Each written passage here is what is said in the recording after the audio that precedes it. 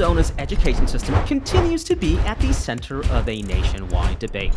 It's all about the universal school vouchers. Now, what exactly are universal school vouchers? In simple terms, they're like educational coupons. These vouchers allow parents to use public funding to enroll their kids in private schools or use it to purchase instructional materials and other educational-related expenses.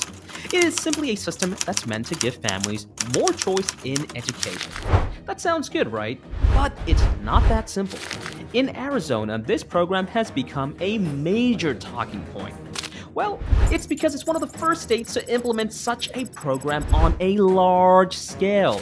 The idea was simply to give families more freedom in choosing schools, but as with any big policy change, there are some serious pros and cons.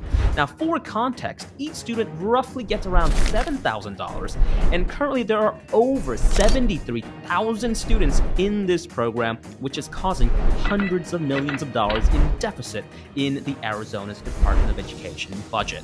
Now, let's take a look at the pros of this program. Proponents argue that these vouchers level the playing field. They give low-income families access to schools they couldn't otherwise afford. I absolutely love the idea of the ESA program, and I completely agree. Now, critics, on the other hand, point that the vouchers drain funds from public schools, which are already struggling with budgets. Furthermore, there is a lack of accountability. Private schools do not have to follow the same rules as public ones. Additionally, there have been many cases where the purchases parents have made were questionable. From purchasing passes to ski resorts, ninja warrior training, martial arts, and trampoline parks. As you can imagine, some are furious. In fact, an investigation by ABC 15 discovered that one family alone spent $3,400 at a golf store.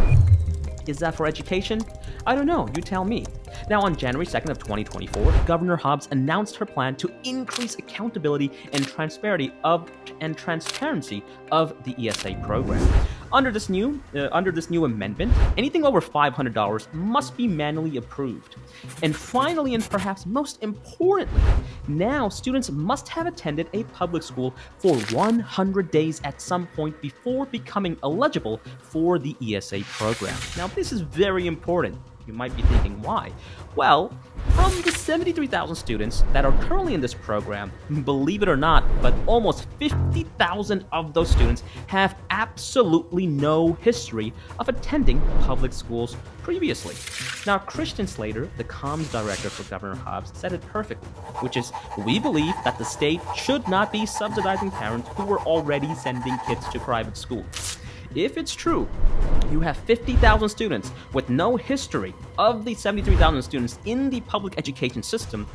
That means that families were already affording and paying tuition for their students.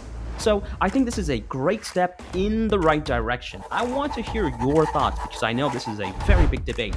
If you're part of Arizona's DOE system, if you're a parent or a teacher, let us know in the comments below on what your thoughts are of the ESA program.